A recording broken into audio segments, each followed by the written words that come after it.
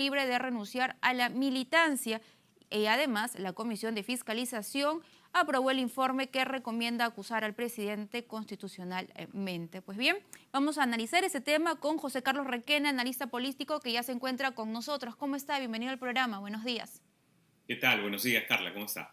Muy bien, a ver, han pasado muchísimas cosas el día de ayer, bastante movido, y entonces es importante tener un panorama claro, ¿no? Empecemos primero por la decisión del presidente Pedro Castillo de aceptar la invitación de Perú Libre y renunciar a la militancia de este partido. La pregunta sería ¿quién gana con ello? ¿Perú Libre está ganando con esta decisión? ¿Qué sucede con la figura del presidente Pedro Castillo al no tener esta bancada oficialista? Bueno, creo que el presidente queda un poco más aislado, ¿no? Creo que eso se notó, de hecho, en la votación de la tarde-noche, en la censura del ministro Senmache, donde Perú Libre votó a favor de esto. En consecuencia, como que le da un poco más de margen de acción. Habrá que ver si en alguna otra votación sensible Perú Libre reitere este comportamiento en el Congreso, pero en general creo que le da un poco más de margen de acción, ¿no? El presidente, y por el lado del presidente creo que queda un poco más aislado, habrá que ver si reconstituye o forma algún nuevo espacio sobre el cual apoyarse. Ujú. Importante también porque no es un hecho aislado, digamos, ya se ve, era un comportamiento que ya se venía demostrando. Y justo también el periodista Martín Hidalgo a través de su cuenta de Twitter lo señala, porque hacen una comparación cómo se votó en el caso de Perú Libre con respecto a la exministra Bexy Chávez, ¿no? Y había un núcleo duro, que era María Agüero, Guido Bellido, Valdemar Cerrón, Flavio Cruz, Américo Gonza, Margot Palacios, Alfredo Pariona. Ese mismo núcleo duro fue el mismo que votó a favor de la censura del ministro del Interior. Entonces había un comportamiento ahí. Sí, y de hecho creo que cuando Perú Libre ha querido enviar algún mensaje o plantear una posición sobre un tema, creo que lo ha sabido expresar, ¿no? De hecho, también recordarán que cuando se dio la investidura a Mirta Vázquez, este sector de Perú Libre, o el sector duro de Perú Libre, votó en contra, ¿no? Al final Mirta Vázquez obtuvo la investidura con los votos, incluso en algunos casos de Avanza País y de Renovación Popular, ¿no? Entonces, Perú Libre como que ha querido tener su juego propio, creo que ha ido perdiendo influencia en el Ejecutivo, y como reacción a eso termina primero pidiendo la renuncia del presidente, que en la práctica era una expulsión o el inicio de un proceso de expulsión, pero también termina votando como lo ha hecho en la jornada de ayer. Uh-huh. Es interesante lo que menciona porque algunos señalaban, analistas políticos, incluso semanas antes, que Vladimir Cerrón era un pasivo de Pedro Castillo. Incluso antes de la decisión del propio presidente de renunciar a la militancia de Perú Libre, antes de ello Margot Palacios, congresista de Perú Libre, también daba a entender de que Pedro Castillo era un pasivo para ellos. Ella decía, Perú Libre no está para cargar lo que hoy se le viene acusando, esto en relación a la investigación que se le ha abierto en la Fiscalía al presidente de la República. A ver, mira, creo que en realidad, digamos, efectivamente pueden ser mutuos pasivos, ¿no? Porque en términos de gobierno, todas las propuestas que ha presentado Perú Libre son absolutamente descabelladas, y creo que cualquier gobierno que intente aplicar las políticas que planteaba en su ideario, que fungió de plan de gobierno, o las que postulen cada una de las propuestas que presente en el Congreso, pues la verdad estaría condenado al fracaso, ¿no? Y en ese sentido creo que efectivamente para el presidente podría ser un pasivo, además por el ánimo un poco díscolo que tenía el señor Cerrón, sobre todo en su figuración a través de la cuenta de Twitter. Ahora, en términos de una mirada radical, digamos, no sé si llamarlo aparente moderación, porque el presidente no deja de tener una retórica radical, pero el hecho de no haber aplicado precisamente estas políticas hace que haya un margen, por lo menos en el votante radical, para que Perú Libre no pierda lo que ha conseguido, que es seguramente un bolsón del 5 y el 8%.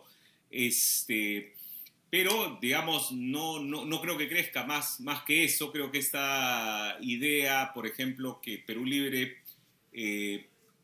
a la que Perú Libre recurre con mucha reincidencia, la de la Asamblea Constituyente, es algo que en el mejor de los casos tiene el apoyo de un tercio de la población, ¿no? Y no siempre con la agenda de Perú Libre. Es decir, en ese 30% que aparentemente está a favor de un cambio de constitución, no está solamente el espacio radical en lo económico, sino también el espacio más conservador en temas de libertades, como el tema de la pena de muerte o algunas otras cosas que tienen que ver más con una agenda progresista, ¿no? Ujú. Entendiendo la decisión de Perú Libre como una estrategia política, ¿qué es lo que estaría persiguiendo? Eso tiene que ver con la instalación de la mesa directiva, con las elecciones regionales y municipales, porque, y acá también es importante aclarar, también se había señalado que si no fuera por Pedro Castillo, Perú Libre no hubiera obtenido 37 congresistas. Mira, yo creo que a Perú Libre se le suele, creo que el propio partido sobredimensiona su peso y también desde afuera se sobredimensiona su arrastre, ¿no? Entonces, yo creo que Perú Libre nunca ha dejado de ser un partido regional, creo que es un partido que tiene raíces más o menos sólidas, aunque no siempre con un perfil, digamos, de gestión, pero tiene un electorado importante en la zona centro del país, pero más que eso no ha mostrado, por lo menos. De hecho, cuando uno puede hacer la revisión y si bien Perú Libre seguramente está presente en la gran mayoría de regiones, no necesariamente tiene las mayores posibilidades, ¿no? Entonces, por lo menos mirando la elección subnacional de octubre. Creo que también tiene, efectivamente en el ámbito parlamentario es donde podría tener un mayor éxito, dado que tiene un bolsón de 16 votos relativamente disciplinados, que puede asegurar a cualquiera de las facciones o cualquiera de los grupos que finalmente se den, y en ese sentido tiene, creo, un peso importante, ¿no? Pero, y es ahí, en el espacio parlamentario, creo yo, donde su votación puede ser más determinante. De hecho, sin los votos de Perú Libre, la elección de miembros del TC, que requería votación calificada, no hubiera sido posible, por ejemplo. Muy bien, entonces teniendo en cuenta y bajo esta premisa, ¿no? Que esto ha sido una jugada, una estrategia de ajedrez con miras a la mesa directiva. Y eso también tendría relación con las declaraciones últimas del vocero de esta agrupación política, Waldemar Cerrón, que de alguna forma excusó a Hernando Guerra García luego de conocerse estas imágenes en las que él estaba participando de una sesión del Congreso mientras disfrutaba de una playa, ¿no? De un día de verano. ¿Tiene que ver con eso? Mira, yo creo que Perú Libre, el principal, y creo que tienen claro, y creo que eso es además importante resaltarlo, la principal batalla política de los próximos 2 meses es la de la mesa directiva y luego la de las presidencias de comisiones, ¿no? Creo que Perú Libre tienen claro eso. Si por ahí va el modo digamos, enfrentarse a Fuerza Popular o a Nano Guerra García, pues eso lo veremos en las negociaciones que están empezando a agarrar forma, pero que seguramente recién se tendrá mayor claridad en 2 o 3 semanas, ¿no? O sea, yo creo que esta votación, la de la mesa directiva, va a ser definida voto a voto. Creo que hay pocos grupos que te pueden asegurar el otorgamiento de un bolsón de votos. Creo que uno de esos es Fuerza Popular, efectivamente, creo que el otro es Perú Libre y quizás APP, pero los demás habrá que ver. Avanza País seguramente también tiene algo más de disciplinas, pero en general en Acción Popular, por ejemplo, no hay claridad sobre lo que pueda darse y los otros grupos, siendo disciplinados, son más pequeños, entonces son menos relevantes o sumarlos puede ser un poquito más complicado, ¿no? Y en consecuencia en esta definición voto a voto los grupos grandes y disciplinados tienen un poco más de margen de acción y uno de ellos es sin duda Perú Libre.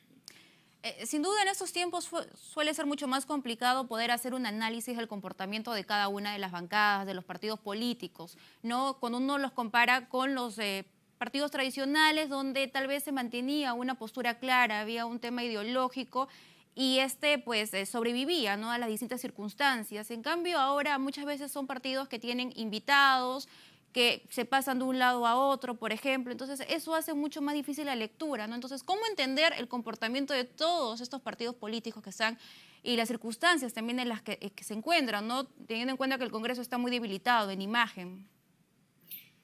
Bueno, sí, esa es una gran complicación, efectivamente. En general, las proyecciones políticas son complicadas. Hay este dicho de en política, mejor historiador que profeta.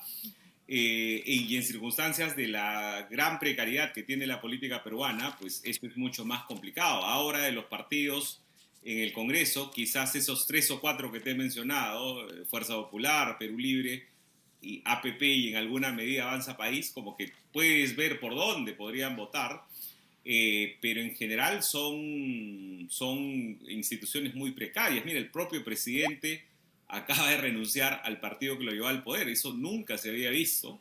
De hecho, el estar en el poder era un elemento de mayor margen de acción y más bien al presidente está haciendo algo de aislamiento y eso creo que tiene que ver con lamentablemente, la precarización que ya, digamos, no habíamos logrado reconstituir algo cercano a un sistema de partidos en este nuevo milenio. En el último lustro, lo poco que se había construido, pues también ha sido desmontado, ¿no? Entonces, va a tocar reconstruir estas cosas en un contexto en el que además la política en términos globales está sufriendo la arremetida de agendas populistas de distinto tinte, ¿no? Uh-huh. Sin duda, mucho tema por analizar y sin duda también teniendo en cuenta lo que se viene. Muchísimas gracias por esta entrevista. Gracias. Ha sido con nosotros José Carlos Requena, analista político. Inmediatamente tenemos que ir con nuestra compañera Julie Guevara.